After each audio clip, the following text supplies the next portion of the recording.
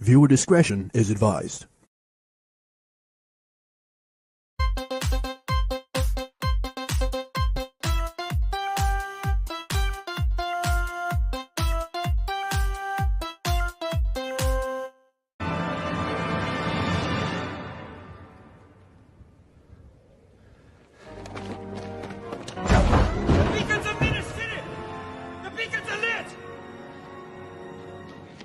Toys. Great. Retro. And will answer. That's hilarious. Hi, Sal. Hello. How's everyone doing? Not bad. How are you? Doing very well. Hello to everyone else in the chat. Back on YouTube, 500th video, yada, yada, yada. More importantly, I'm joined by Michael and Melinda of RetroBlasting, whom, by the way, crossed 100,000 subscribers. Not a big deal or anything. Not worth celebrating, you know. It would have been worth celebrating if it hadn't happened so fast, so quickly, right at the last second. So it was like we're crawling like Frodo up that mountain from 99K, and then all of a sudden it was like a truck came by with a chain on the back, and we got caught up in it. That's right. And then you guys were right there. You were at the precipice, and then YouTube Shudder's was like, put a foot on your forehead for a while. Mm-hmm. Yeah, it was weird. Very, very weird. I think we have a late arrival to the stream. We do, actually. So, in preparation. You're late. I am late. Sorry about that. That's all right. Technology is hard. It is. You can tell it's made by engineers because they're the only ones that know how to use it. That's true. And they love to change it too. Mm-hmm. Nothing's ever good. That's like, I feel like if bridges weren't made of cement and rebarb and wire and everything else, and they'd never get finished because an engineer's like, I bet I can make that float. We all float down here. I hope so. I hope so. But also, not for nothing, because people like me keep track of this. Congratulations on 1 million views on that Lego video. What was that all about anyway? Like, I still can't figure that out. Well, the thing that's confusing about it, and everybody, the host asked me the question. We're going to talk Lord of the Rings, but I want to do honor to the host question. The thing that weirds me out about that, and I talked to Melinda about it a long time, is we're not sure why those two things happened at the same time. Because you're going chicken or the egg. It's like, did that video get to 1 million because we crossed 100,000? Or did we cross 100,000 because that video was rocketing to 1 million? Why did these two things happen at the same time? Because like it really weirded me out. I'm of the firm belief that it was this Alakadin bumper in it. I think that was the cause. Because Kingdom of Heaven is grossly underappreciated. That's true. That's true. I agree. Kingdom of Heaven and its director's cut is the medieval equivalent, the medieval historical equivalent of one Lord of the Rings movie. Yes. I would have given anything if it had been a trilogy. Absolutely. Could you imagine the second one? Like, like that middle chapter with Salahadin's sister and all that. I feel like that would be kind of the cliffhanger. Mm-hmm. Mm-hmm. And then the final one would be the Third Crusade. Mm-hmm. Yeah. Oh, so good. So really quickly about the Lego video, I have to say this. The title of the video, or not the title, but the little image on the screen says, is this the most messed up or disturbing, play set ever? I can't remember your exact wording. And a lot of the people in the comments who are sort of just a little bit poo-pooing the whole mystery of it and saying, oh, well, it's just a corpse, or it's, whatever. It's like, that's still super disturbing, guys. And like, it's clearly a corpse in parts as well. So that doesn't negate the fact that it's super weird to make a play set for children out of it. I mean, I don't know. Yeah. That's a good point. Like, it doesn't negate the title of the video to argue about what it actually is when what you're saying it isn't a loaf of bread. Mm-hmm. Yeah. It's parts, body parts, lots of them. We're going to make a Frankenstein's monster, Crusader. it's going to be amazing. That Which- should have been the next particular crazy set that they did. But then that begs the question: why would knights be carrying around a bunch of body parts in a cart? Like, really? Well, Like- that's what I'm saying. But I mean, if you were charged by the king to like make a Frankenstein's monster version of a, crusader, I think Frankincense monster. That was a stretch. I admit that, but I like it. all right. So before Matt Movies 611, our very own Matt Kern sends in a super chat right quick, and he says he remembers walking around Joe Fest with me hunting for a complete Boromir, and he will find it one day. Well, Matt, as luck would have it, Second Chance Toys had a complete Boromir that I was able to pick up. Oh, really? Mm-hmm. What? Boromir is a hero in this household. Well, no, that's fine. I just didn't know that Second Chance Toys had. I must have missed their Lord of the Rings area, is what I'm saying. It was when you first walked in, it was at the cash register in that glass display case. Ah, okay. So look down. Yeah, that's the thing they rotate out a lot, so that's probably why I didn't notice. Yeah. Okay. I very nearly bought their cave troll, but for anyone who collects the Lord of the Rings Toy Biz figures, that cave troll had the open mouth gimmick, and it's kind of plastic that stretches. So 20 years on, actually, I think it has been 20 years. Oh Christ! That plastic doesn't hold up, so the face falls off and cracks a whole lot. And I was like, that's not going to survive a duffel bag to the airport. So, oh man, I didn't know that. That's terrible engineering on Toy Biz's part. Yeah, that's why they're not around anymore. Dang. Okay. 3D print some faces. Yeah. All right. So this is pretty much just. Oh, okay. Sorry, I thought my neighbors were being noisy. It was my phone that was vibrating and ringing. Oops.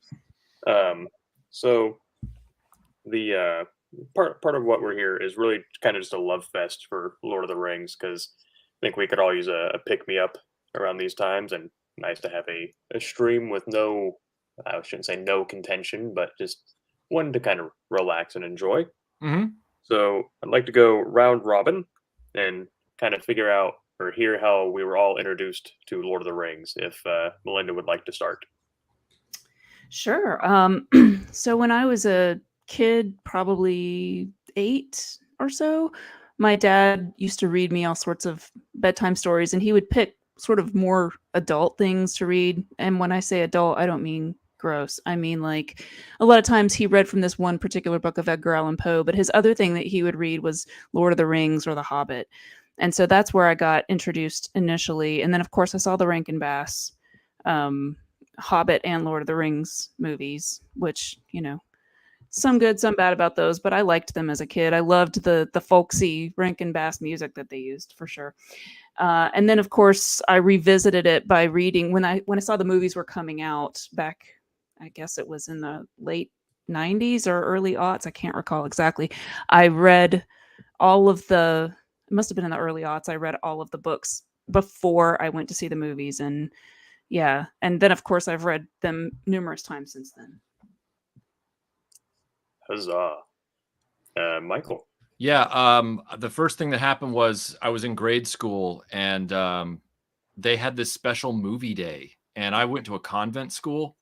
Mm-hmm. So they broke out a 16 millimeter projector and had us all sitting in the floor, this carpeted floor in this sort of little auditorium room. And they pulled out a big screen and they started running the projector, and it was Rankin Bass's The Hobbit. And I had remembered seeing commercials for that cartoon on TV to get the video cassette, but I wasn't sure what it was. So we watched the whole thing for this special movie day. And then I went down to our convent school's library, and I saw that they had a copy of The Hobbit. And it's the one that, for anybody that loves and has read Tolkien, it's the famous copy that is still in print today, where it's the green hardcover in the green slip cover thing. And so I picked it out. I was only in the 3rd grade, and I got the book and I read it, loved it.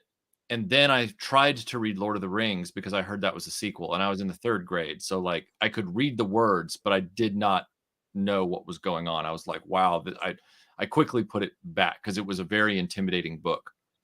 Mm-hmm. So then we ended up a few years later moving to the United Kingdom. And and I'm skipping one part because in that time period, like Melinda, I had gone and rented, after I couldn't read Lord of the Rings, I went and rented the Bakshi animated film. Mhm. That was surreal because I was like, this doesn't look anything like the Hobbit cartoon. Like, this is weird. But I watched the whole thing, didn't really have an ending. So I was confused. We moved to England, and I'm now 12, and I'm there from the ages of basically 11 and a half to 15. So in that time period, I'm now old enough to read the Lord of the Rings, and I picked it up and read them then, and I'm not going to say it was like life changing, but it was very much, the Obi-Wan line of, that's good, you've taken your first step into a larger world. Like, suddenly I felt like I wasn't just reading, fairy tales and, that kind of stuff. Suddenly I felt like I was reading real fantasy that never really was topped. I mean, never. I read a lot of other fantasy books after that, and I liked some of them, hated most of them, and none of them topped Lord of the Rings. Yeah, Lord of the Rings is very much kind of the, I guess, the birth, crescendo, and death of an entire genre, because they started out at the top of the mountain with that one. Yeah. You'd said that when you were reading Lord of the Rings, that you were like, these are words. That's how I felt trying to read the Silmarillion. That's that for was sure. that was a slog. And I remember, if it wasn't a name I didn't recognize from Lord of the Rings, and I've forgotten about it entirely. Yeah. Melinda, have you read Lord of the Rings, or have you read Silmarillion? Parts of it, yes. I haven't, it's not something that I find easy to read cover to cover. My brain really latches on to narrative more so than like historical documentation of like places, events, and names of things with dates. And it feels like I'm reading a dense history book, which makes sense, right? Because the Silmarillion is just almost like Tolkien's notes of like the backstory of like if he were a dungeon master playing D&D, right? He would be like the most amazing DM because he would have fleshed out like all the reasons why, all the backstories and mythologies of everything, whether or not it's ever even mentioned in the plot of the story. And that's what you're reading. And so I don't think it's meant to have a narrative. And so for me, I can do it for a while and then my brain just kind of goes, like Sal was saying, just kind of like, I have it, but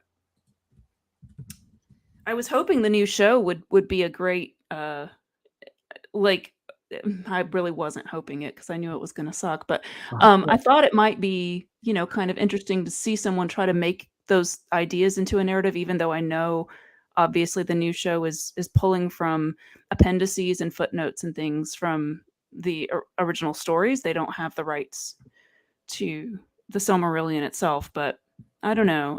It's also pretty boring. I don't know. There's a new show. Yeah, exactly. Exactly. Quickly before I go on my backstory, Embargo 97. Hello, sir. It was nice to meet you, and Joe Fest as well. He says, great to see you back. Thank you. Well, it took this to pull me out of hiding, so that's the way she goes sometimes. For everybody not who's sitting here right now watching, just to give you some intel, there's only two people in the social media community that can get Melinda to come out of hiding. One is Conrad at Movie Oubliette, and the other is Sal. I've seen a consistent behavior pattern here. Oh, shit. So that's true. It must be my shining personality. It is. But yeah. Relatable. Exactly. Simpatico. Yep. So the my first breaths of Lord of the Rings were actually the movies. I was really, this is going to sound so fucking stupid, mostly because it is. I was really into The Legend of Zelda at the time.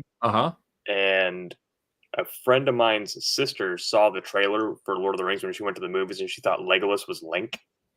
Oh. And so she came back, she was like, hey, that video game you guys like, which she didn't call us guys, it's a word that we don't use, it's very faux pas now. She's like, you like that crap. There's a Zelda movie coming out. And so, of course, we hop on the internet with the dial-up modem and all that, and we're trying to look for it. Nothing comes up. And then eventually we catch wind of the trailer. go to, I forget what movie it was we went to go see, but it was playing there, and we're like, oh, that is quote Link, and then it was just this whole new world we'd never heard of. So to the point where I saw all three movies before I knew The Hobbit was a book. Wow. So I just completely missed my purview all the way up, and I'm sure people can relate. There's a movie, you see it, or your family gets it on VHS or whatever, and you watch it every single day. Mm-hmm. That was Lord of the Rings for me. As soon as we got it on VHS, every day after school, I watched Lord of the Rings, and then when Two Towers came out, I did the same thing, and just kept repeating. So It's I can see why. Like I can see why you would, because it's the quality of the films is like what would have been a Star Wars trilogy in my childhood. It was that rewatchable, that well done, and that compelling. It's one of those deals where, and I know Melinda will be able to relate to this, when we were reading those books back in the day before there was ever even a Jurassic Park, and we'd seen the special effects that have been possible in films like Willow, Dragon Slayer, things like that. We didn't think Lord of the Rings was possible to put on film. Mm-hmm. I don't know, Melinda, if you felt that way as a kid, but I felt like Lord of the Rings was unfilmable. Yeah, I certainly, I feel like it was probably animatable, although Lord of the Rings, the problem with right, is that it's so huge. It feels immense when you read the books, especially, and I don't want to be that person that's like, oh, you got to read the books, but I'm just painting a picture. Like during that time, before the movies came out and before even Jurassic Park, that the story feels so immense that it doesn't seem like there's ever a way to depict that expanse of like time, as well as like the scope of like the locations that you would have to depict somehow, which they did such an amazing job of choosing New Zealand. I mean, that was inspired. Like, I know that Peter Jackson is from there, so he, but it also has to be one of the few places that has all of the different types of areas that you would need to film Lord of the Rings authentically, like without using tons of sets and CGI and stuff like that. So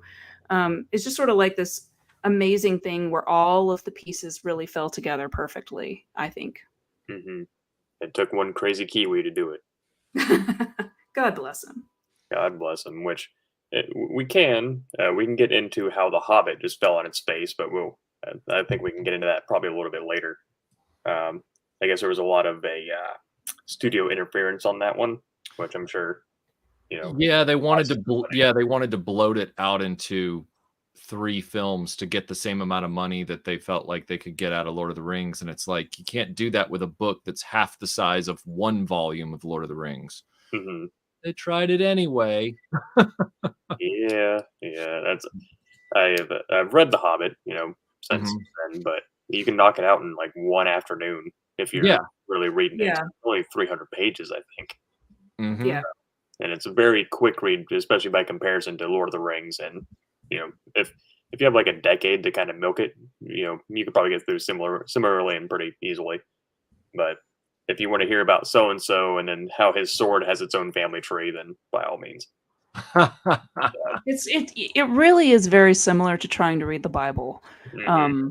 Not taking away the religious aspect of it, just in terms of like the quote unquote storytelling of it, because you literally have the origin of the universe and the land and who created what, and then fights within the ethereal beings that created everything and blah, blah, blah, blah, blah. And they all have crazy names. So it's almost, I had a similar experience trying to read, what's the story, Michael? You're going to kill me for not knowing this. There's a graphic novelization of the extended universe of Star Wars where Mara Jade is like a key player. Oh, you're talking about Timothy Zahn's trilogy. Yeah, I have a hard time with that as well, just because like the names are so ridiculous that every time I hit one, I'm trying to like sound it out in my head, like how is this pronounced? I tried to actually listen to the Silmarillion like on Audible, because it's now a couple years ago they put it on Audible, and it's still pretty dense. Like I feel like I almost need to take notes or see the written words while listening to it to kind of like map it out. Like, okay, this is this guy and this is this guy and blah blah blah. Hmm. Yeah, that was when I was say reading, but I was very much an audible person for Silmarillion, and it's like when you hear like Aragorn, it's like okay, you can visualize him, but they'd be like, oh, insert name here, like okay, who? Yes. Like I need like Yeah. a visual to like keep track of who's doing what. And there are like 30 players at any given time. And so they just quickly are going back and forth between all these things. And I swear to you, the first few times I watched The Godfather, I had the same problem because I have a really hard time keeping characters straight. Michael will vouch for it. It drives him crazy. So I literally would like draw the family tree of The Godfather while watching the first two, just to sort of keep straight. Okay, like this is this guy. And oh, okay, now I get it. Mhm. Maybe I'm just, challenged. I don't know. No, I'm the simpatico. I get you. Michael does not have that problem. Like, and I'm jealous of him for that. What do you mean? What do you mean? Remembering details about things? Well, just keeping characters straight. Like Oh, when there are like 45 names, like within the first 10 minutes of a movie, and there's like a bazillion characters, like The Eternals is a terrible movie, right? But it was made worse for me because I literally couldn't remember any of their names. I couldn't remember, like, and so they would be referring to characters that aren't even in the scene, and I'm like, I don't even know who you're talking about. I don't know Right. what's happening right now. Well, So, Michael I has also watched all of Bionic 6, so we well, know his capacity to mentally bear these types of things is there's no limits. well, Michael will tell you, like, he and I can sit down to watch any movie or TV show, and I can't be the only person who's listening that this applies to, but like I will get focused on something that's happening in the story or even someone's costume or and my mind will sort of trail off and then I'll come back to it and then realize I missed like key dialogue and I won't know what's happening. And Michael's like, they just said it. How did you not hear that? And I'm like, I was thinking about like 3 or 4 lines ago and now I don't know what's happening. Mhm. well, I embarked on a journey. It was before Melinda and I met. I was still in grad school, and this might lend to what she's saying. And I'm not saying this out of ego, but maybe what I'm trying to say is that maybe I've just realized that what she's saying is the truth, or real, or whatever you want to call it. Because I went to a Walmart one night, as one does in grad school, just to pick up, sodas or something. And they had that small book section by the registers. And even though I already own, from when I was a kid in England, a really nice 100th birthday centennial hardback copy of Lord of the Rings, and I've got my Hobbit in the slipcase and all that stuff, they had one of the movie paperbacks of the Lord of the Rings in one volume. And the movies had already been out. They were still new. This was like 2004. Or 2003. So they'd been out, Return of the King had just come out the previous year. And I thought, I'm going to get this copy, this paperback copy. And what I'm going to do is, and I will start my camera so you can see this. What I'm going to do is I'm going to go into the book and reread it. And then I'm going to annotate. Everything in the book that was brought into the movie. Oh wow! And then make sure that I annotate so like, let's see if I can find a page here. Like, so for example, right here, this line, it's in the movie and I highlighted it in pink, which means it's dialogue, but notice I annotated it to say Treebeard. Mhm. So this line isn't said by Treebeard in the book, but it's said by Treebeard in the Two Towers movie. Right. So I was just going through it based on memory and just being like, okay, this, and that. Anything in blue is a scene that was used in the movie. Like, so it's not dialogue. And I just went through it because I was fascinated at how well they had done their homework when they did that trilogy. Mhm. And unfortunately with The Hobbit, you can't really, everything that's in the book is in the movie, but then they bloated it out with all this extra stuff that's just not relevant. Right. Legolas in The Hobbit. Yeah, right. unbelievably anachronistic. I know that ostensibly he's there somewhere, but he's literally not called out in the film. So that's a real stretch. And yeah, that's why The Hobbit doesn't work the way Lord of the Rings does. Lord of the Rings is expertly made. It is. I've always said that I felt like the best written trilogy was The Bourne Identity, and then unfortunately they ruined that with a fourth installment. But The Lord of the Rings is definitely right up there. They're the two best made trilogies I've ever seen. I'll shut up now. Oh no, I was. It kind of dovetails into what I was going to bring. Were you going to say something, Melinda? No, I was just snickering at what Michael said. So I was going to bring up how you felt kind of walking out of the theater after seeing it on the big screen, but I wanted to kind of touch on something first. Was like in hindsight, Lord of the Rings has been around, at least in the speaking specifically about the movies, has been around for 20 years now, and it seems like, yeah, obviously that's a slam dunk. But at the time, like the sheer scope and size and just the astronomical budget that movie must have had, because I don't know the numbers, that's a huge gamble for Miramax. Yeah. Yeah. And New Line. Yeah. Yeah. It was something they had to negotiate into it, because I know that for a time they were trying to convince them to just make it 2 films. Mm-hmm. And he was like, no, it's got to be 3. And on top of that, and he had help from his liaison, his Alan Ladd. Alan Ladd was the guy that helped Lucas at 20th Century Fox with Star Wars. He had an Alan Ladd. I can't remember his name. He's in all the DVDs and bonus features. He's interviewed copiously. He was at New Line. He got Peter Jackson's back and said, guys, if we're already going to make this 2 movies, we might as well not sacrifice the quality of the story. Do it as 3, film them all at once to save the maximum amount of money we can.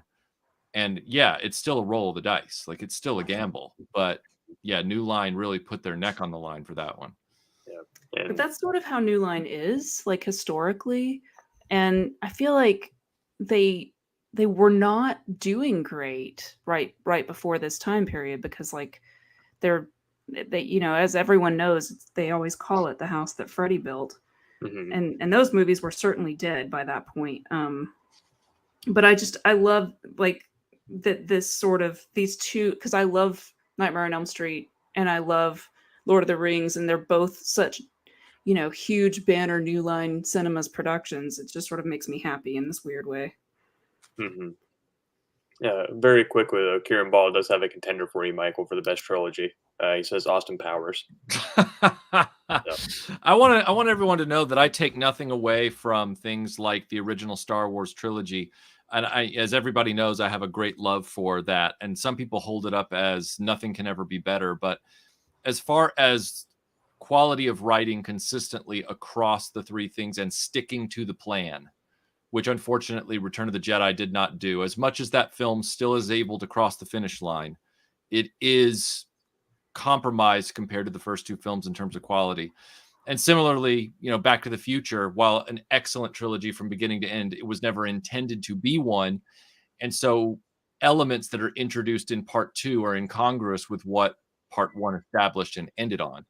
So that's why I sit back and I say Lord of the Rings and The Bourne Identity are 2 of the tightest, best written film trilogies ever, as far as from the page to execution. I think they both really do a great job at creating a satisfying beginning to end experience. Yeah.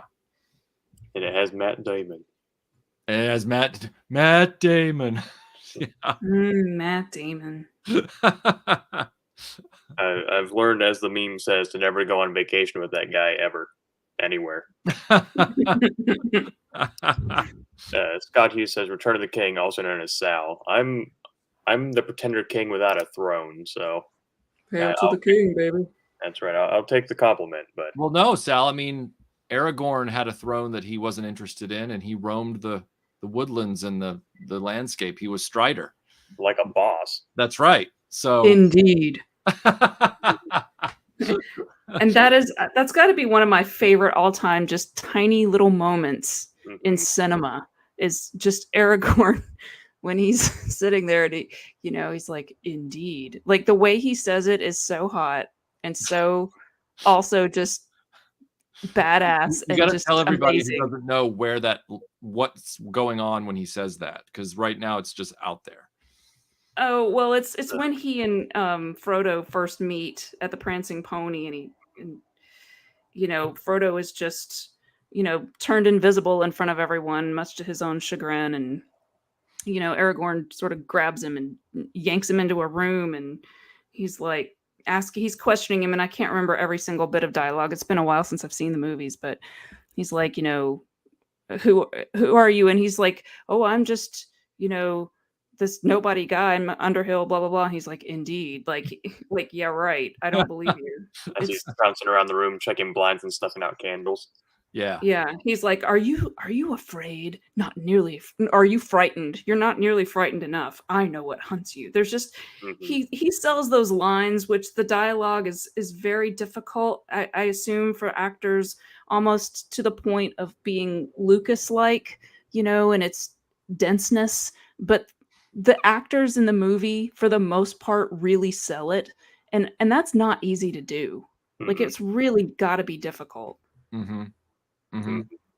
It's I liken it to, and this is probably a dumb comparison, but I brought this up the other day. I was thinking about, just bear with me. I was thinking about the Pokemon theme song to the cartoon, and if you listen to it, I forget the man's name who sings it, but he's belting that stuff like just super over the top, just like really nailing it, kind of like the Bionic 6 almost.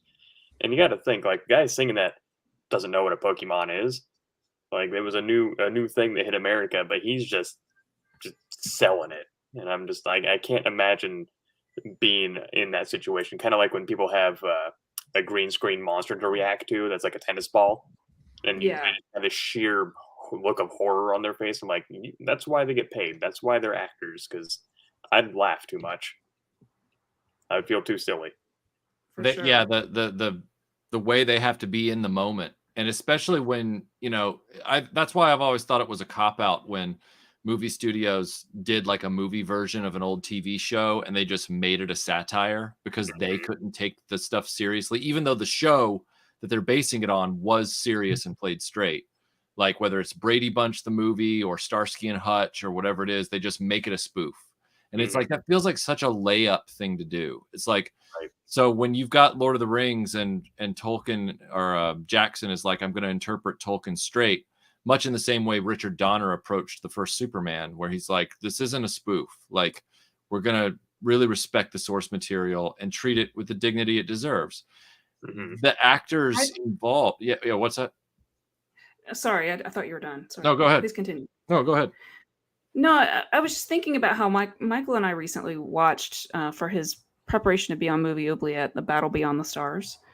And, obviously the actors knew it was a Roger Corman film, so they kind of knew what they were getting into.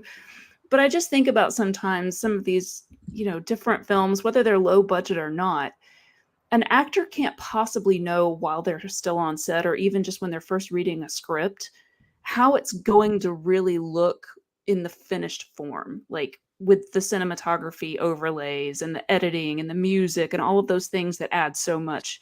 Because I would imagine that even, certainly something like Star Wars, any of them, not even just the original, but any of the Star Wars movies, as they're filming them, the dialogue feels kind of clunky. If you just take and strip all of the music out and all of the cool shots, like if you just have people standing in a room saying that dialogue, it's not great. And I would imagine that this would feel like a huge risk for these actors to take, because they're signing on to go and like basically live in New Zealand for however long it was, and do all of these 3 movies at the same time. And if they had been absolutely terrible, I mean, I guess they would have gotten paid, but it could have ruined their careers. Like, it's a huge gamble. It's really impressive to me. Yeah, that's I agree with that. That's I think of the cast of a lot of different types of movies, like Lord of the Rings or Star Wars, or whatever the case may be, and how certain actors walk away with careers and a lot don't, kind of. Yeah.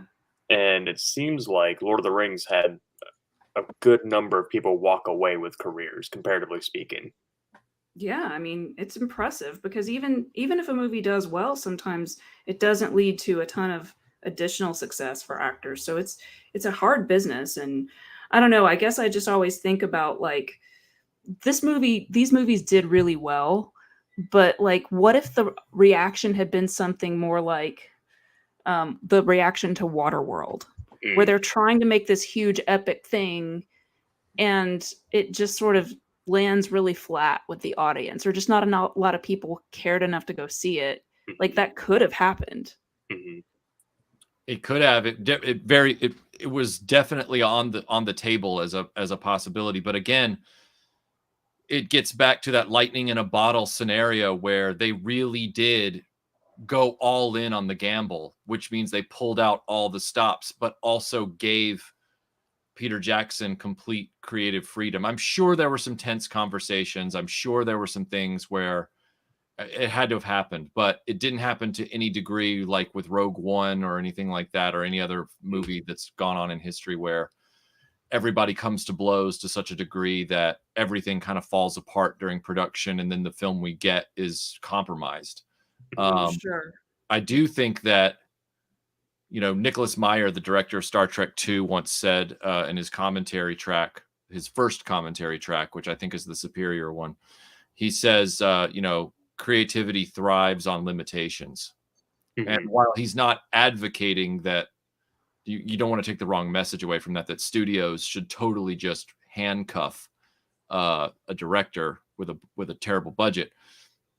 He does admit that having some restrictions to come up with clever solutions helps a film. And I think there's no better examples of that than Jaws and the Wampa scene in the original Empire Strikes Back, where because in one case they couldn't get the technology to work with the shark, and in the other case they didn't have the technology to realize it, they created more effective sequences around the limitation, and they made better. In the case of the Wampa, it was a better scene. In the case of Jaws, it was a better movie. And so mhm, it ended up helping.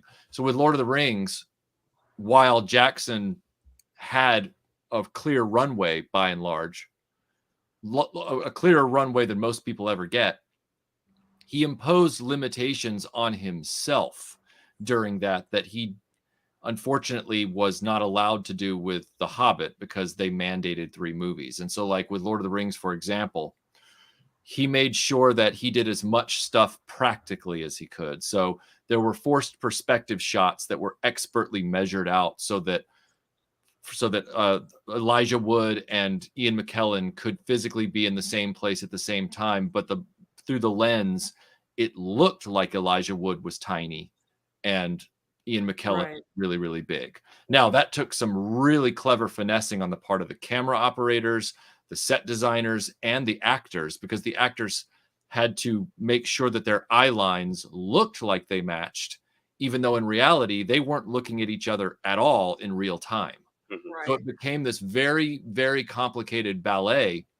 But in doing so, it precluded the need for copious amounts of expensive VFX shots that might look dodgy. He used as much actual miniature building as he could to make sure that physical miniatures were composited digitally rather than creating everything like a video game. He did a lot. He imposed a lot of challenging limitations on himself in these movies, and I think it's all the better for it. mhm. That's I love the fact that, you can see, sorry, Sal, go ahead. good, good. My 2 cents, as it were, is not important in the grand scheme. Well, I was just gonna say, like, you can tell, like, at least I can tell when I watch those movies, you can tell that Peter Jackson is a huge fan and loves the original material, and he's trying so hard to stay true to the tone, and like he's not verbatim pulling things out of the book like you were showing, Michael, like, because you can't do that. But he's trying so much to stay true to Tolkien's original intent and tone and the characters, like, essence of who they all are, and that he's really familiar with it, instead of being someone who's just, I don't know, making this adaptation for financial gain. Like, you can feel the love in all of the detail and the richness of everything that's done, including the skill with which they, like you just said, Michael, like, measured out the, like, he has people working with him, from costume makers to prop makers to cinematographers and sound designers and all of these things. You can just feel the quality in every single aspect of the production. It's really impressive. It's the phrase "labor of love" comes to mind, but I feel like it's usually reserved for, like, yeah, this is a crapshoot, but I'm doing this because I like it, kind of thing, like my videos. But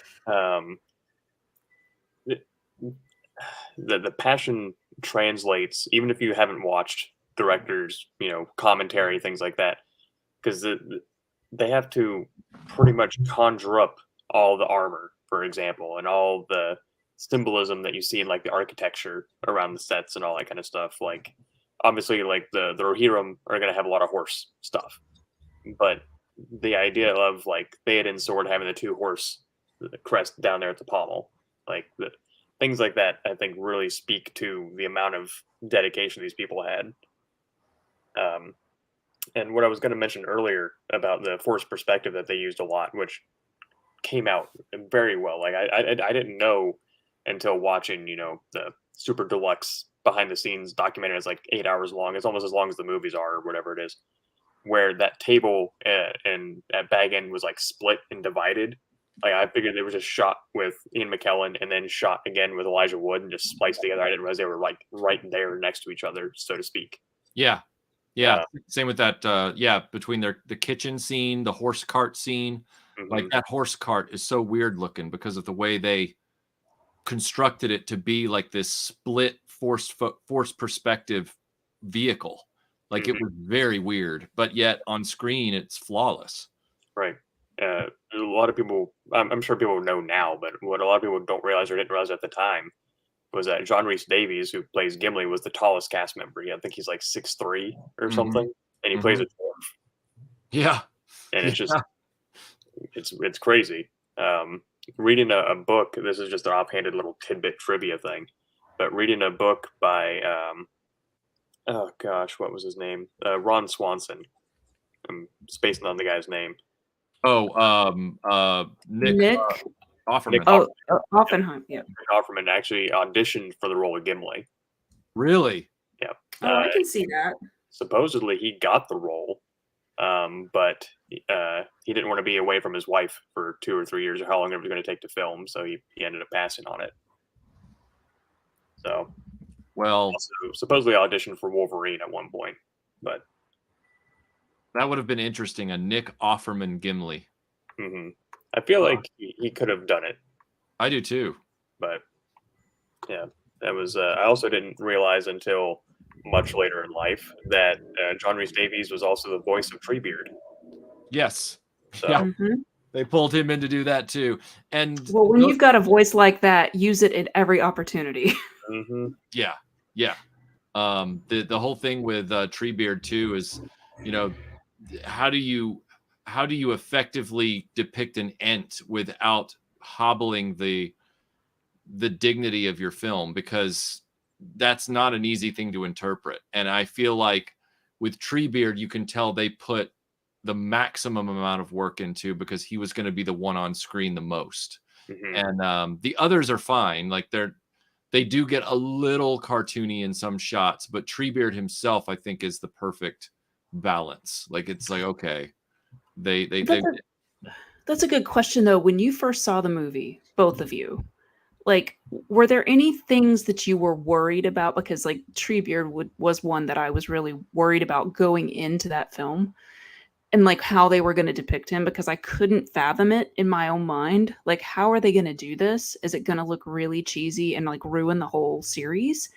Like, did you guys have any of that fear like going in? So, speaking for me, myself, and I didn't know what like I didn't read the books before I saw the movie. Right. So for me, I feel like Treebeard was almost like Yoda, where either Okay. Treebeard was gonna work or he wasn't gonna work.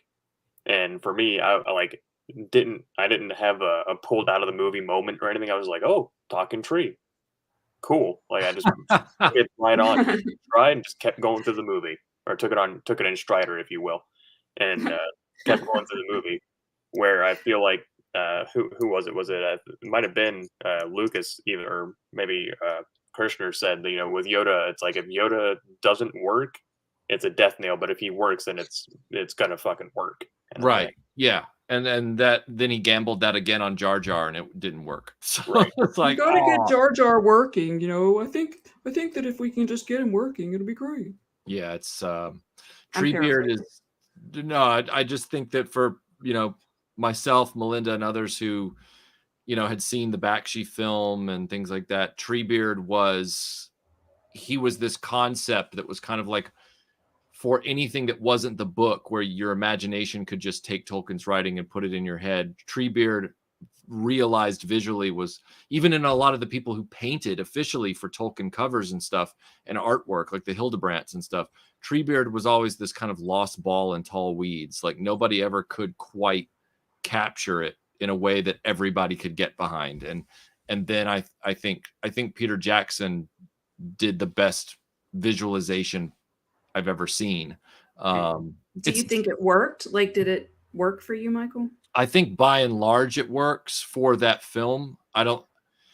When I read the book, I still visualize, based on Tolkien's writing, a very different thing. Like Me too. Yeah. But for a general audience and for me watching it and not getting pulled out of the film, I think it works. It doesn't pull me out of the movie. Yeah, it doesn't pull me out of the movie. I remember being worried and feeling a little bit of relief, although I will say, like you just said, I always envision Treebeard as being because he's so old. Trees, when they're older, get bigger around, and so he's very tall and skinny. Right. Whereas I pictured him being much more, not fat looking, but like big around, like a big girthy tree.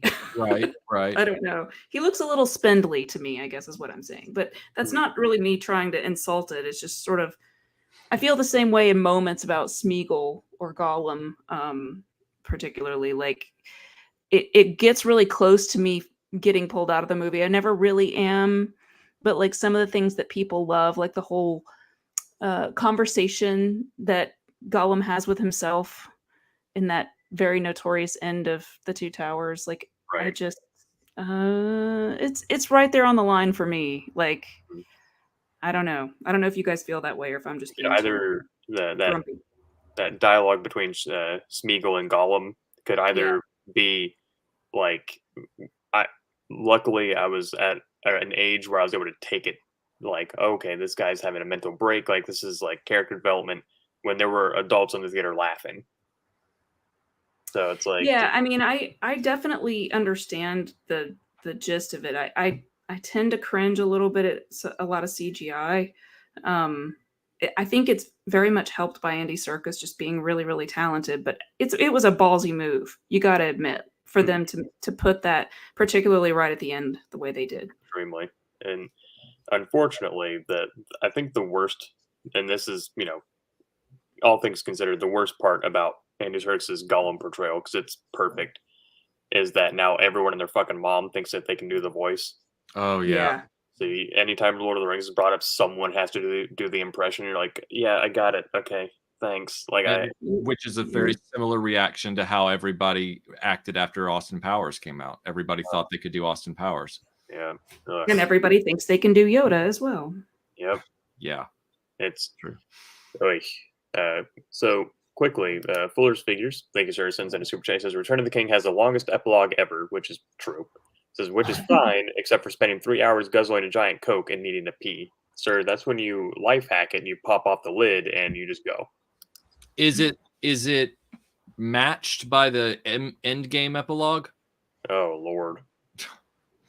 because that's That was pretty long too. Yeah. So, yeah, that was my dad's chief complaint. He's like, that movie had like 4 endings. You know, people do complain about that, and even I've joked about it in the past, but it's nice in a way because it honestly feels like an encore. Hmm. Like, I don't know if that makes sense, but it feels like it's been such an epic journey that one ending really just isn't enough. Like, I'm fine with the 4 or 5 endings, however many it is. Hmm. And that's at the time I was like, okay, all right, are we okay? There's one. Okay, there's another one. All right, okay. But now I'm like, knowing what I know about Hollywood, I'm like, you know what? I think he did. I think that was the right choice. I think it was the right choice to have all those because some executive somewhere would be like, we can make another movie with all these endings in it. So at least it was nice. It was a lot of closure, and I think Peter Jackson unfortunately had the unfortunate task of bringing closure to all these storylines and just having to do like these kind of fades between them because it's like there was no convenient way because we'd had the climax. We were in the denouement at that point in the story, so it's like, how do I get this done? So just fade, just keep doing these things, and then it'll be done, and it'll be over. Well, I mean, honestly, he tidied up the end of the book a good deal. Like, Mhm. because he left out the raising of the Shire Right. and all of that, which I know some people take exception to, but I totally understand why he did it. But there is a lot to sort of tie up. I mean, where would you like which one of those endings would you say is the best one to end with? Like, which ones would you chop off? Right. And that's like my favorite one is of course when they go back to Rivendell and they're going, on the boat and all that. But it's like if you just do a hard cut to that, then it's like, wait, what the fuck? Like, Yeah. Yeah. and of course, when Aragorn and Arwen are in Gondor and he's been crowned king, and the whole "my friends, you bow to no one" thing. Like, that's if you end there, then it's like, okay, but what happened to everybody else? Like, yeah, it had to be that way. So, and the Raisin of the Shire for me, because I figured we'll get into things that are missing, like blatant omissions that are missing, like the Raisin of the Shire, and it's like how would you go to the Raisin of the Shire after having that final battle? Yeah. Like Yeah. in comparison, you would almost have to have the Raisin of the Shire happen before to build up to that battle, but then that would require them to be in the Shire. So it's Which like they basically just put like a tiny little glimpse of it in Galadriel's mirror, right, so that you can kind of it's sort of Peter Jackson's nod to that without actually having to film it in yeah. its complete, and putting it in the story and making another movie. Him basically saying, "Yeah, motherfuckers, I know the source material, but we're not going to do that." So I mean, Well, what it leads to really though is like you don't have the final closure for like Saruman and Wormtongue in the same way. right, right, and which that's which I heard Christopher Lee wasn't really keen on, because Yeah. he was such a devotee of the books his whole life that he was kind of like, oh, we're killing Saruman here. But he did it anyway because he's a pro. But he right. was kind of like, yeah. And again, I think I understand why, because after that massive battle and defeating Sauron, do you really want to go through another half hour to 45 minutes of another big battle and another raising of the like? I'm not saying Tolkien made a mistake. I think it's a very realistic thing that will happen in the aftermath of a big war. Is a lot of other problems, but for a movie going audience, it's like, okay, we got to wrap this up. And that actually caused some bad blood between Peter Jackson and Christopher Lee, 'cause he didn't know that he'd been cut out of the third movie completely. So Yeah, we're speaking, of course, about the theatrical cuts for people listening. That I don't think we really established that, but right. At least, as a man of culture, such as myself, I only watch the extended editions. So, oh, I see. Yeah. but I feel like once you watch those, it's like that's the version you watch, kind of thing. Yes. So I would agree with that for sure. and that's I was hoping because we kind of like idea was born for this stream, and then like here we are, like, a couple days later. Now I was like, you know what, I'm gonna rewatch those, and I realized, to paraphrase Boromir, one does not simply watch Lord of the Rings. I've been craving it recently, though. Like, I feel like Lord of the Rings for me is like Mexican food. Mm-hmm. You know, sometimes you just like nothing else is gonna really. Itch, kind of. Yeah. Yeah, but I find I can't just watch one. I have to watch all three. Absolutely. And I'm like, that's like a 13-hour commitment. So. Yeah, it really is. But, God forbid, like the days that I get the urge to watch Harry Potter because. Oof. Woof. Yeah, no worry. That's going to come up in conversation. So, but I meant to ask initial feelings, like how, for me, having not read the books, I walked out going, "This is the best movie I've ever seen in my entire life." So I was curious for those you two who did read the books and then went and saw the movies, how you felt about, say Tom Bombadil not being around, or Pippin not being a child, kind of thing. So, Michael, you go first this time. Pippin not being a child.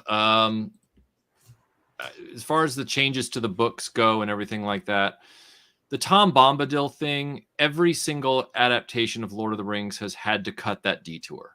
mm-hmm. And while it does have some narrative merit in a kind of world building sense, by establishing that there are beings that are so ancient that the ring means nothing to them, but then Elrond even says in the book something to the effect of, but the problem with Bombadil is that he's so ancient and disconnected from everything that even if we gave him the ring, he would just lose it, and then somebody else would pick it up, and then Sauron would get it. Like it's a very interesting set of conversations, but I think my biggest problem as far as changes go,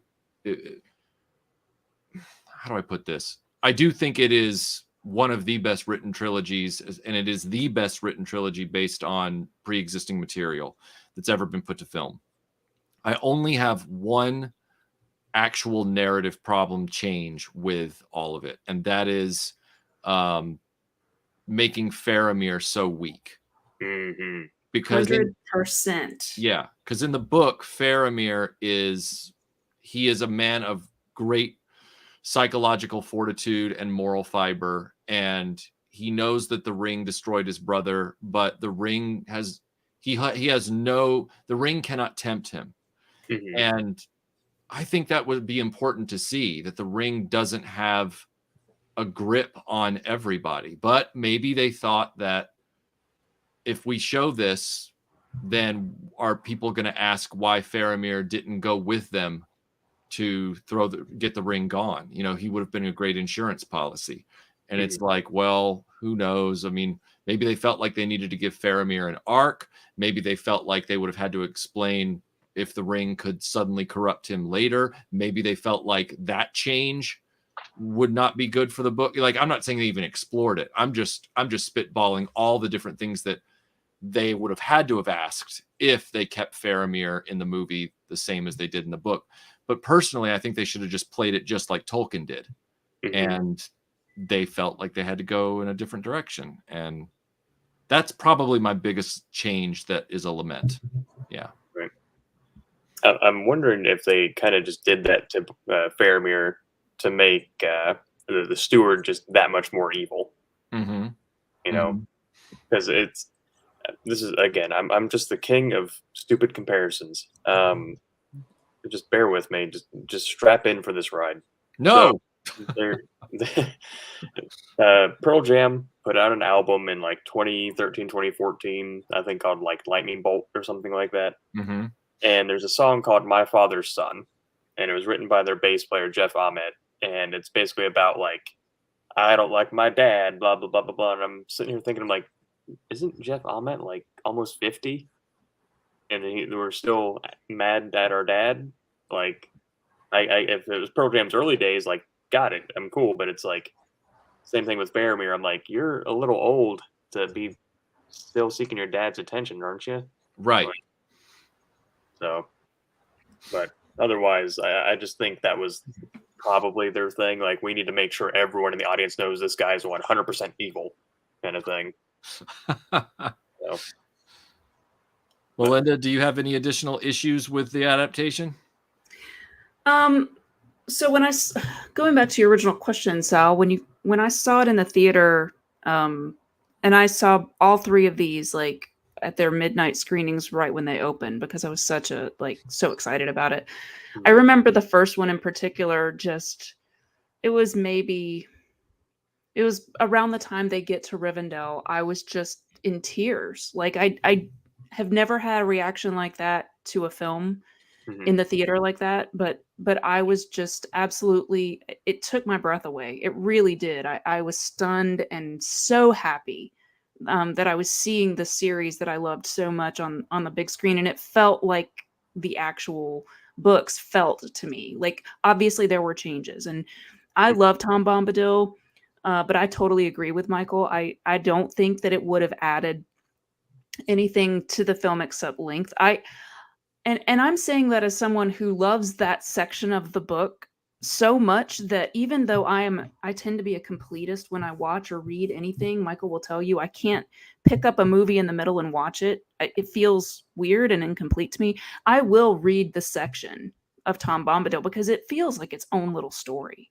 And there's something so cool about everything, the way that Tolkien describes that whole scene. And because it's not in the movie, it feels like it only exists in the book, which is kind of a cool little enclave that you kind of have as a lover of the books.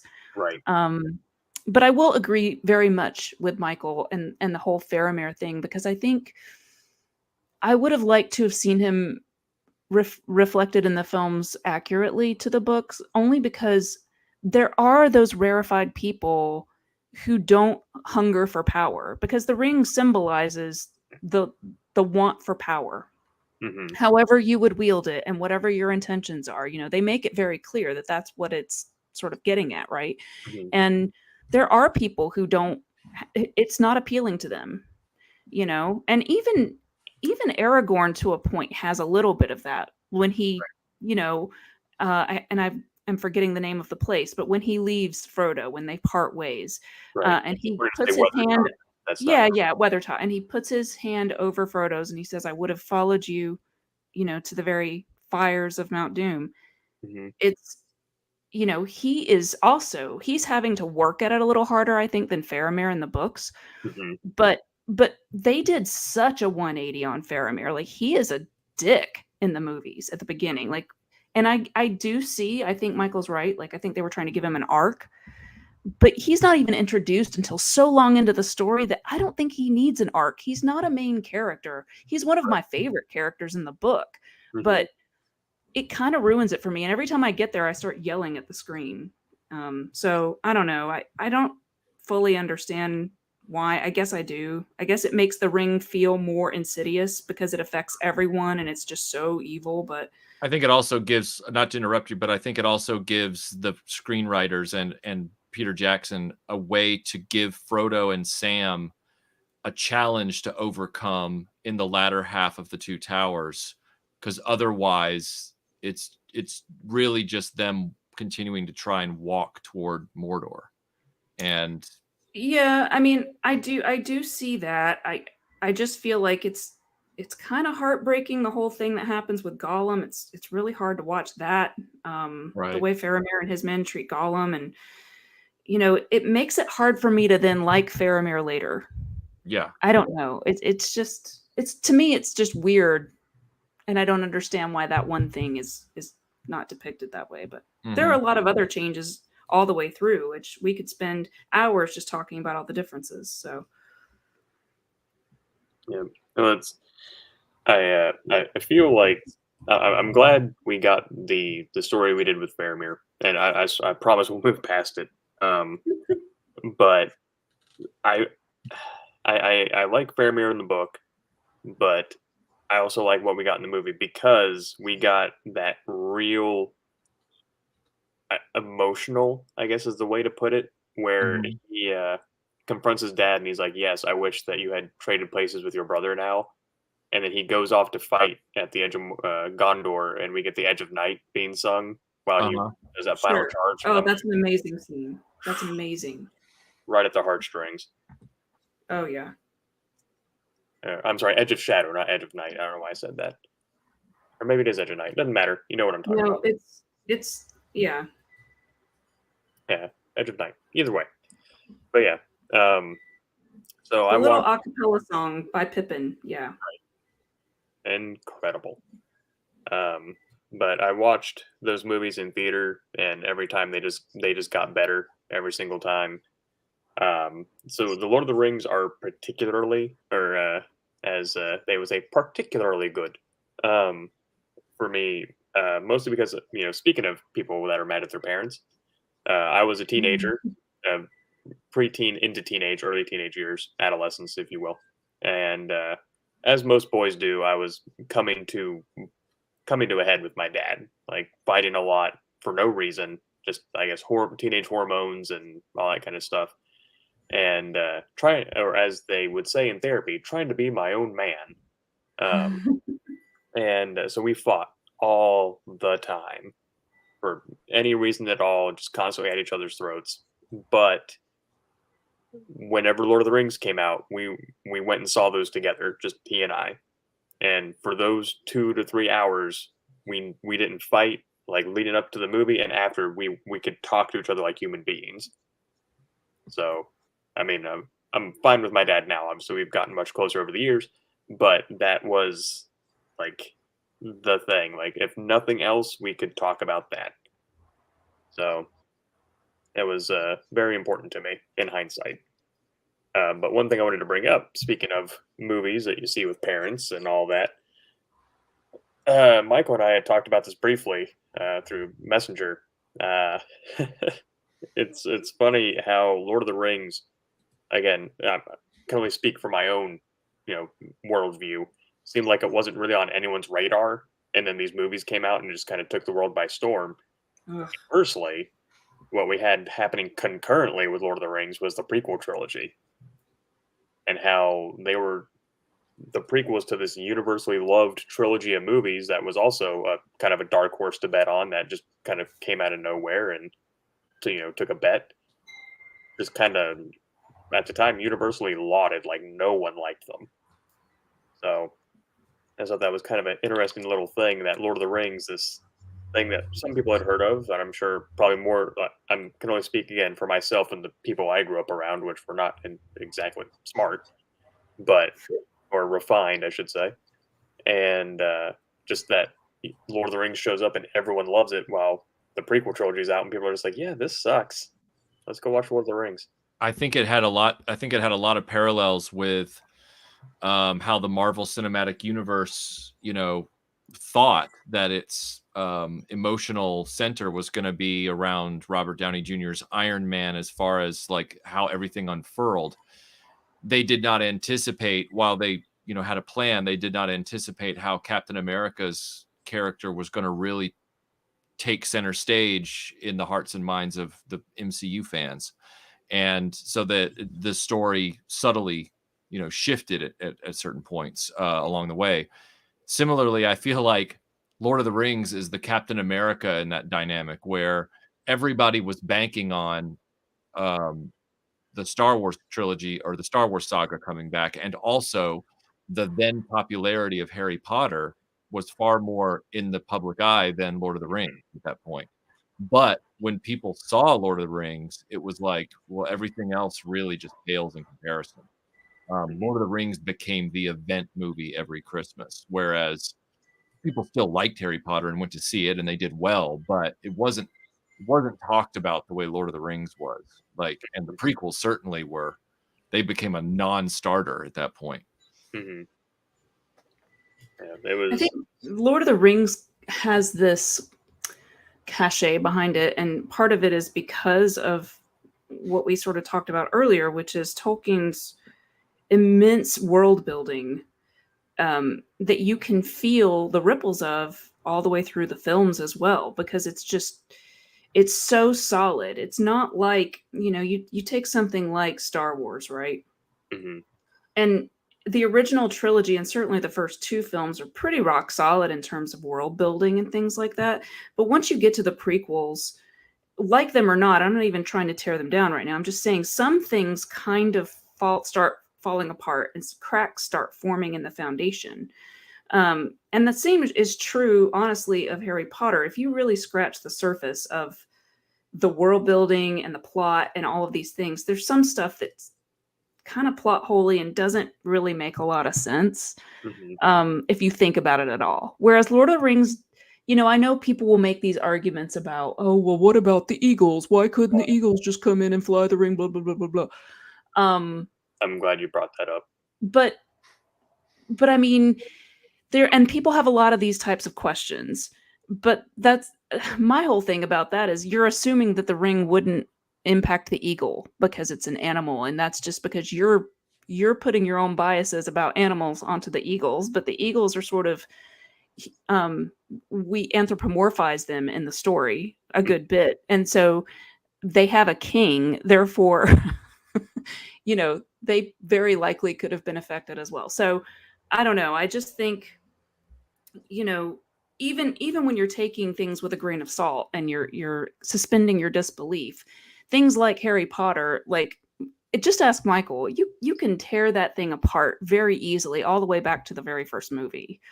Like it's just not as solid, and it doesn't feel as scholarly and historical. I don't know, but maybe that's just my bias because I love it so much. What do you think? Michael, would you like to go first? Or you want me to take it? I thought she was addressing you. Oh, well, okay. I was addressing both of you, but go ahead, Sal. So I feel like when it comes to things like plot holes, like if you dig deep down on anything, you'll find threads and plot holes. They're like, wow, that's kind of a thing. But with Lord of the Rings, you really have to dig for one where a lot of kind of contemporary movies that they're right there on the surface for everybody to see. They're the emperor in the new clothes walking down the street. Where Lord of the Rings, it's like, yeah, they have the eagles. It's like, okay, it's like, how many eagles are there? Like 3, 4, maybe 5. It's like 3 eagles are gonna just go into Mordor, like, just no problem, right? They're not gonna get shot with arrows, or the Nazgul and their fell beast aren't gonna tear them to shreds. It's like right. They came to rescue Sam and Frodo because Sauron was already dead. Like, and even before that, distracted. Right. Which is the whole point of them going to the gates and, you know, all those things. Like, they were distracting Sauron. Right. Jason Anderson has a great comment here. He says, Lord of the Rings is a steak dinner made by a master chef. Harry Potter is an adult Happy Meal. It's true. It's true. So that's not to say that I don't like Harry Potter, because I do. No, same. But Hermione Granger's really the hero of that story. Yeah. So, like, you think, like, you know, no man is an island. Like, no hero is really on their own. But it's like, if you plucked her, because she's a muggle, like, she, you know, didn't have any, she's just magic to muggle parents. If she didn't get that and you plucked her out of the story, he'd be dead at the end of the first year. So she's the Sam of the story. Right. Yeah. Right. And I love someone pointed out there when Sam picks up Frodo, which is a very touching scene, which, if you pull the line of dialogue, I can't carry it for you, but I can carry you, sounds kind of dumb, but it's the way it's delivered. You're just like, oh, right in the heart. They're like, oh, so the ring doesn't understand transfer of power, so they could have strapped the ring to a mouse and carried a mouse into Mordor. I'm like, it wouldn't have changed anything. I mean, Frodo would have suffered a little bit less, but it wouldn't have changed anything. It wouldn't have changed anything because Sauron would still see the ring. Right, and you'd still have to go to Mount Doom anyway. Yeah. So like, people just they want to be smarter than the book. That's all it is. Yeah, people. I mean, you're on YouTube. You know that every time you make a video, there's always somebody who's like, "Well, technically, blah blah blah blah blah." And I'm sure I've missaid something, or I misidentified something, and now I'll hear about it in the comments. Like, well, actually, and I'm like, well, no one asked you, dude. Where's your channel at? Right. But So, but speaking of, let me get back to my little notes here. Oh, I'm sorry, Michael. You answer the question. I'm sorry. I didn't mean to cut you off. No. I was enjoying the fact that you had all these notes. I wasn't. No, I'm fine. But, do you want me to answer? Do you want me to answer the question? I mean, I don't. I think what you both have said really encompasses everything I would have said. So no, I was genuinely laughing about the fact that you've got your notepad. I thought that was awesome. Well, you provided most of them, so I just you did have your homework. So, but yeah, it's I kind of touched on it earlier about how we had this like monumentous three movie saga. It was Christmas Time, which I think was for Oscar bait, but not that it needed the help really. I'm curious because in my mind's eye, I think that helped a lot. Especially, it helped sell the idea of Lord of the Rings. That because if I remember the first trailer correctly, it said like coming out boom boom boom, like it was kind of a trailer for all three, letting people know yes, these are coming out one after another each year, kind of thing. And I'm wondering if that kind of helped sell a lot of the normies on it, because if they just released the one and then waited 3 years and then put out Two Towers, if it would have had the staying power, like if it wasn't, the fact that they had all three, locked and loaded, ready to go, if that helped it. For those people who knew about that, but I know I was really excited about it, and I had it on DVD. I brought it home from college, and I showed it to my mom, the first film when it first came out on DVD, and she was like, "That's the end?" And I was like, "Well, I mean, it's the end of the first movie. There's 3 books." And she's like, "Oh my God." So she was totally unfamiliar with and unaware of it, really. And so I'm sure there were plenty of people who saw that first movie and were pissed walking out of it. Probably, yeah. I shouldn't say I was mad. I just mentioned, I'd seen the trailer where it said all three, and it gave you the 3 years that they were coming out. But I was so enthralled in the story, and it just ended. I was like, motherfucker! Like, yeah. Well, I didn't want it to end, but I wasn't surprised that it did, because I was looking at my watch, and I knew that there were going to be multiple films because I was a nerd and was into it. But I did keep going, I wonder where they're going to cut this off, because it doesn't end exactly in the same place as the book. Right. And I was like, they've got to be getting close, like, I don't know. Well, that's funny because I knew it was a trilogy, so I knew this was just the first one based on the title. And yet a lot of people were reacting the way society reacted in the theater, and I was there at the end of Back to the Future 2, because we did not know that Back to the Future 2 was a bridge film, and then it doesn't end. It clearly things are going to keep going, and then they have this like sizzle reel at the very end for Back to the Future 3 to assure people that another film is coming. But back then we weren't used to that, and there was this groan throughout the theater. It was just like, come on, like it was. I'll never forget that. But thankfully in this case, I already knew this was a trilogy of stories, so I wasn't expecting it to end. You know what I mean? Yeah. That's. I think I so for those that don't know, myself and Michael are in a group chat with Ryan, Bobby, and Tony, aptly named the Fellowship of the Toys. And I brought it up. I was wondering how it must have been for people reading the books for the first time when Boromir takes all those arrows but doesn't die until Two Towers. Right. And then of course there's the Shelob thing that gets kicked over into Return of the King, I believe. There's something, they also did that at the end of Two Towers, where something also got slipped between the 2 books to make things feel more complete for a standalone film. And that moment, I think, because the first time I really saw or any Lord of the Rings adaptation was the Bakshi film, that it blurred that line for me. I freely admit that I didn't remember that Boromir died at the beginning of Two Towers and not the end of Fellowship, because I think it felt right. I think it felt right. I think it's not to use that phrase, but I'm trying to think of a better one. In its defense, I'll use that. It's like the first 2 pages of the Two Towers when Boromir actually dies. Right. So it's like barely even that book. It's not like he lives on for another few chapters or something. But yeah, I was quite. But that's something that works so much better in a film, the way that Peter Jackson has it. I think. Yeah, because the last bit, as I look at my source book here, the last bit of the actual Fellowship of the Ring is Frodo and Sam. Yet we may, Mr. Frodo, we may. Which is the end of. I believe is that the end of.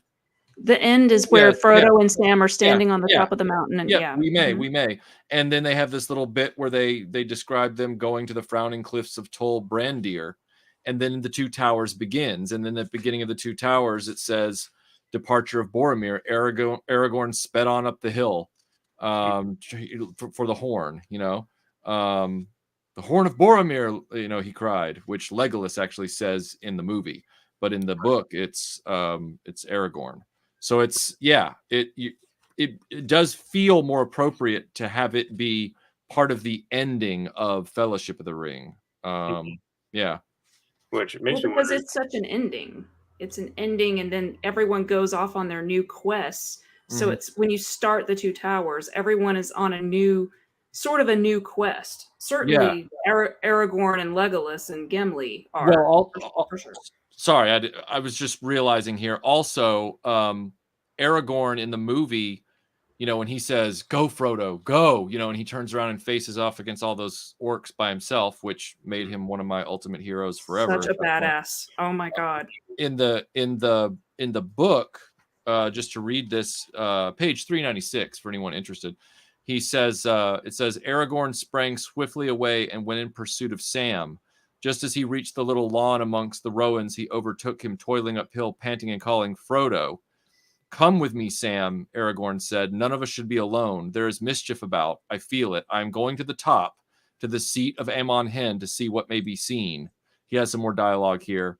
And then it says, Sam did his best, but he could not keep up with Strider and soon fell behind. He had not gone far before Aragorn was out of sight, and he stopped and puffed, and suddenly he clapped his hand to his head. So basically what this is doing is it's a completely different reason why Sam got back with Frodo. In other words, Aragorn and him were running together up to the top where that happens in the movie. But Aragorn and Frodo never really had an exchange. Well, speaking of things that are slightly different, and we sort of touched on this a little earlier when, Sal, you mentioned that Pippin is not a child.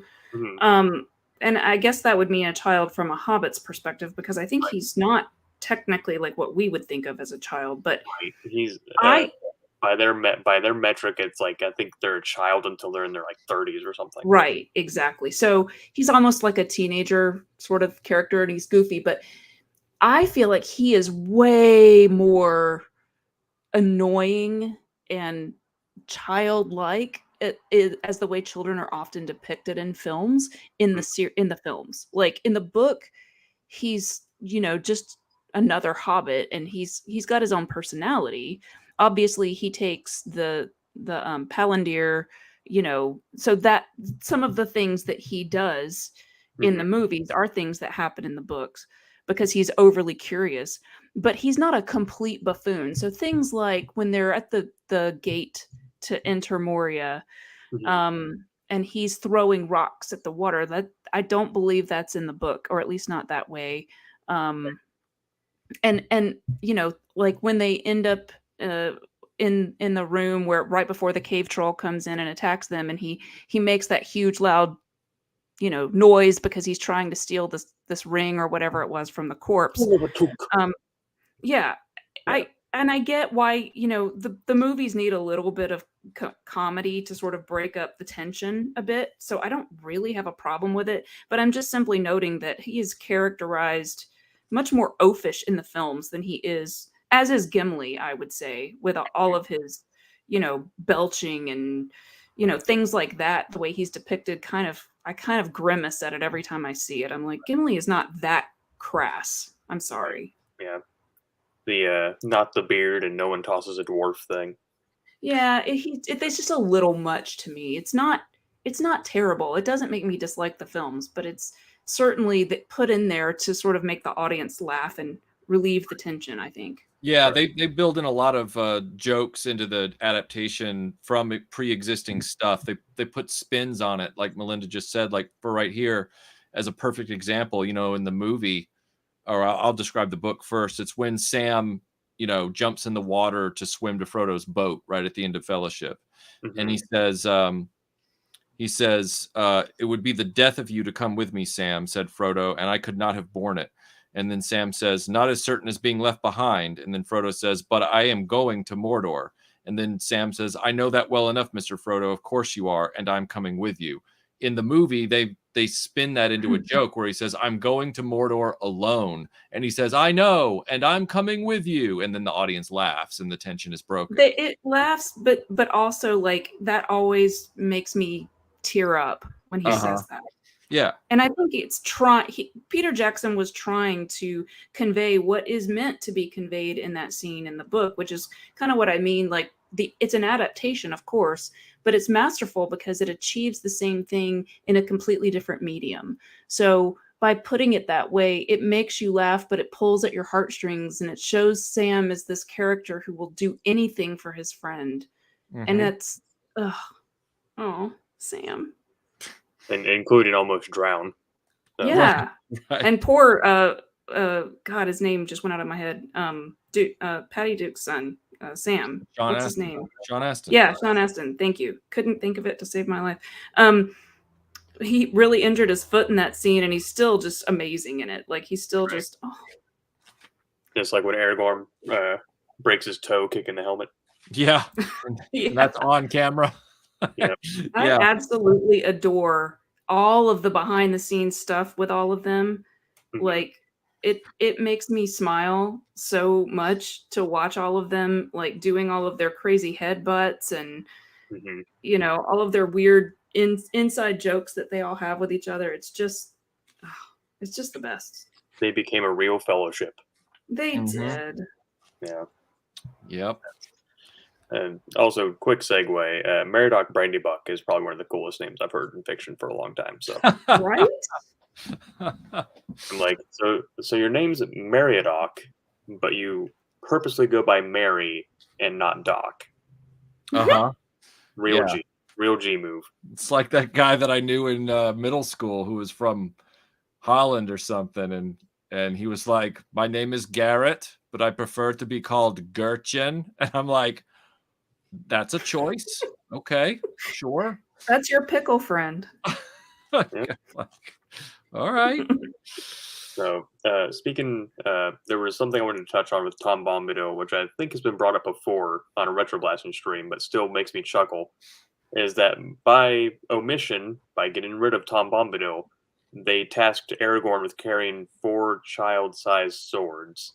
Yes. Which is a weird choice because I assume he wanted to cut out the Barrow-wights as well, because they could have had a scene in there where the hobbits alone face off against the Barrow-wights, which is where they get them in the book, obviously.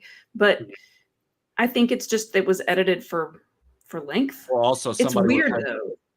Somebody would have had to rescue them from the Barrow-wights, and that was Tom. Well, not necessarily. I mean, if you're rewriting it, they could have just won. Which would then beg the question, okay, then why are they not more formidable against other things? Like, if you can beat a Barrow-wight, which isn't even corporeal, like, that's pretty... It's fraught. Like, it's fraught with issues, which I'm sure is why Peter Jackson opted to just leave it out altogether. But there are a lot of ways he could have actually addressed it. Like, they could have made a point of showing that they got them in Bree or something. Because it's around that time. It's just weird. Also, but fun. I don't know if this will make sense. Kind of like how Star Wars, the original trilogy, has like a color to me. Like it's like, okay, so Star Wars is yellow, Jedi is green. Like I feel like the Lord of the Rings have seasons. Like Lord of the Rings Fellowship is like springtime, summer, and then by the time we get to Return of the King, it's wintertime, spring. So like Two Towers is like fall, winter. I don't know if that makes any type of sense. Maybe it's like color hue that they use for everything or something, or They did, especially in the merchandising and the marketing. They made Fellowship more of a green advertising palette. Two Towers was more of an autumn red, and Return of the King was a blue. Mhm. So yeah, you're not. It is marketing can be insidious and subliminal, but it's not always inappropriate. You know, that's their job, is to make it work. Sometimes they don't. That's funny because in my mind, I always thought of it like the Fellowship was sort of in the late summer, early fall, and then the Two Towers feels like winter because everything's the bleakest before the dawn of spring with the Return of the King, and the end at the marriage of Aragorn and Arwen. It even says it in the book that that's midsummer. Oh, so yeah. And that if you're talking about the Celtic calendar, which I'm absolutely positive that Tolkien was very familiar with and intentionally using as like a major one of the equinoxes. So, oh Lord! But I'm not discounting what you're saying, Sal. It's interesting how we all perceive it. I was reading a chat from Bobby O'Connor. Says, "Springtime for Gondor and Rivendell." No, I'm sorry. I only sang that because I know exactly the joke he was making. Me too. Yep. Oh God! It's a very weird reference, but it's weirdly funny. Yep. Oh God! I won't sing the next part, but he says, "Winter for Harad and Ruin." So, yeah. But so speaking about characters, we were talking about Gimli being kind of like an over-exaggerated oaf, considering he is, the son of, Gloin, who's a dwarven king. Legolas, who is Legolas, and I feel like, he was my favorite character for a little bit when I was younger, because again, he reminded me of Link. But he doesn't get much in the way of character development until we get ready for Helm's Deep. And he has that exchange with Aragorn in the armory about like you need to run, like you won't live the night, and Aragorn screams out in English or common tongue, "I will die as one of them." And that's kind of like, so he was willing to come on this trek to destroy the ring, and this is his breaking point right now. And then it was just kind of like a weird kind of, I guess, change of character where it's like he's followed Aragorn and Gimli this long, but now he wants to leave. But when it comes to the night before the Black Gate and all that, he's on board. It's, I don't know, maybe he doesn't get enough dialogue to develop a character. It just seemed kind of a weird left turn for him. Well, there was I think, if I recall from the bonus features, and keep me honest here, but they tried to impart upon the Legolas character for the audience the idea that because he's immortal and has lived in an immortal society by and large, where you can only be killed through violence, and a lot of times it's violence that he hasn't seen because he's never gone up against enemies that were formidable enough to be a threat to elves in his whole life, that he's slowly coming to the realization by seeing the loss in the eyes of other people that things don't always work out ideally for his team. In other words, he's no longer on a side where not only are we going to win, but we're not going to accrue any losses. He's finally experiencing death. He sees that there's a few very key shots with him and him watching Aragorn say goodbye to Boromir.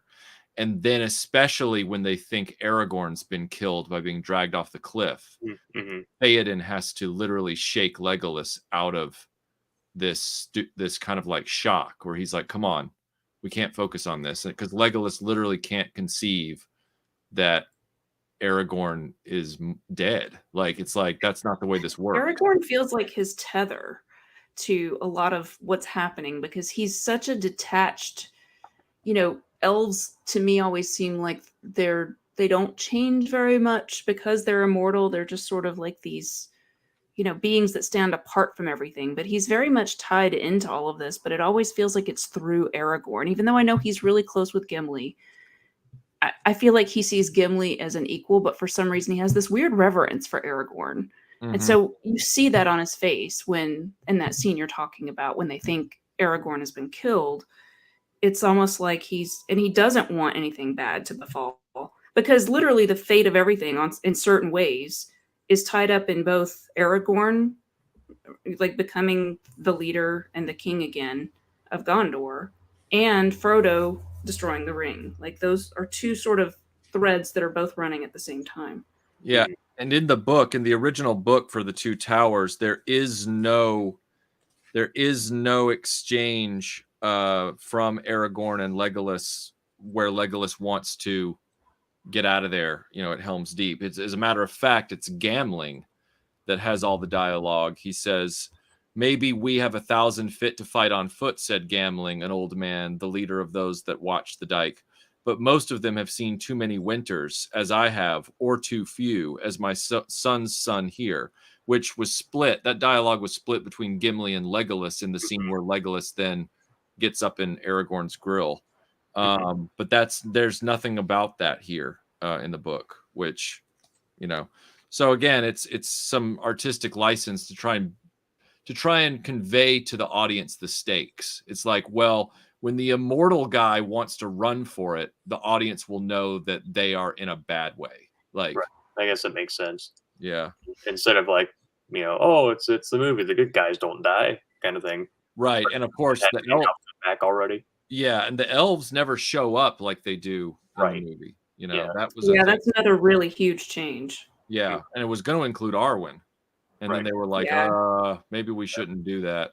It was, well, all the Arwen stuff is another big difference. Like most of the stuff that she's in the film at all, and which I get why they do it, but it's kind of weird them sort of constructing this additional through line of plot, like with her visualizing their child and all of that was completely out of nowhere. Especially when they'd already given her the nine riders with the water. Like they give her that, and it's like now she's just kind of like this. Oh, it's the lady that Aragorn likes. She went from being like a badass to like just that's the girl he likes. Right. So, but yeah, it's having Haldir show up for the Two Towers, I guess, was reasons. Like they could have had just like any nameless elf show up and get killed, but I guess they needed something for something to tether Legolas there. Maybe that was the whole thing after that exchange of dialogue that they put in. But I as a young whippersnapper, the albino orc whose name I don't remember from Return of the King, I thought that was Haldir because they that orcs and Uruk-hai were made by corrupted elves, and I thought maybe the Uruk-hai had taken Haldir's body and turned him into that. I know that's not the case, but that's what I thought in my head canon as a kid. So, but anyway, any hooser. So we get Éomer and Two Towers, which really kind of grinds my gears when people recognize Carl Urban from the J.J. Abrams Star Trek and not Éomer, but whatever. Yeah, exactly.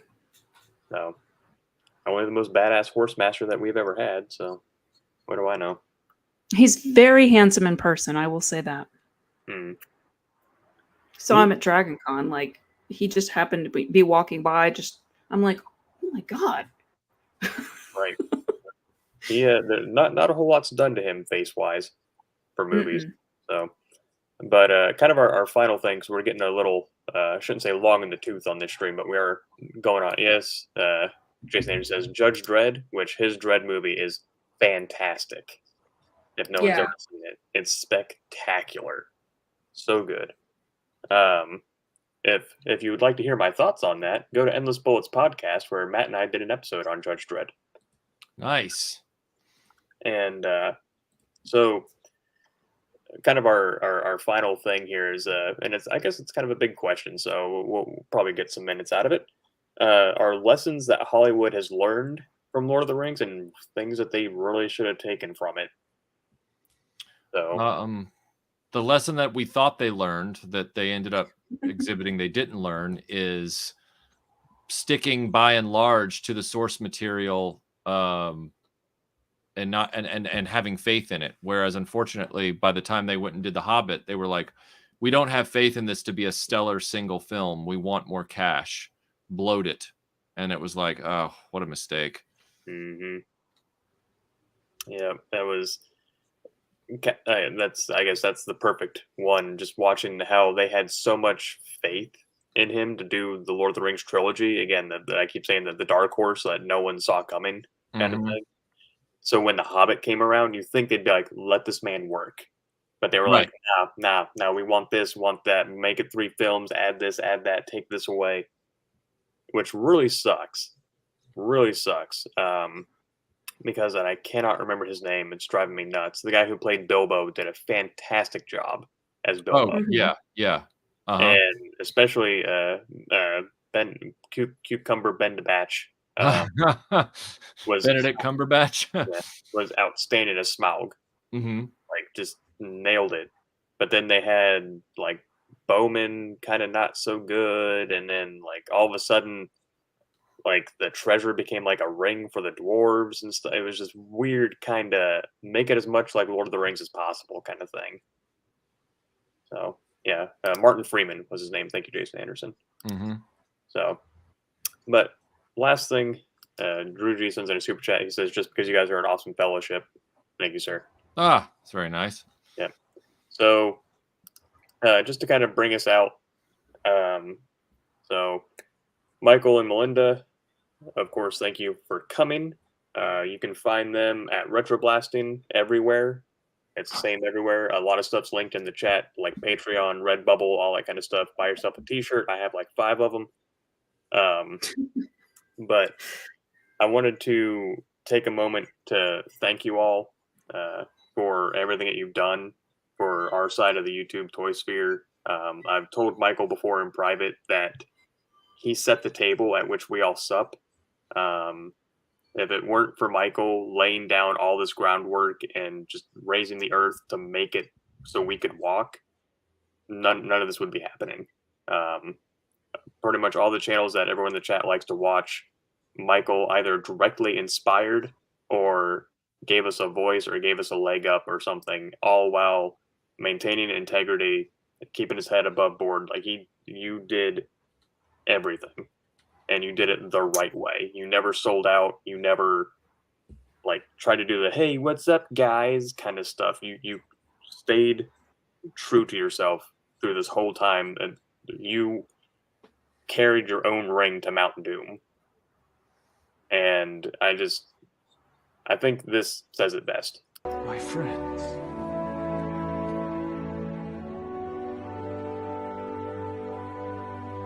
You bow to no one.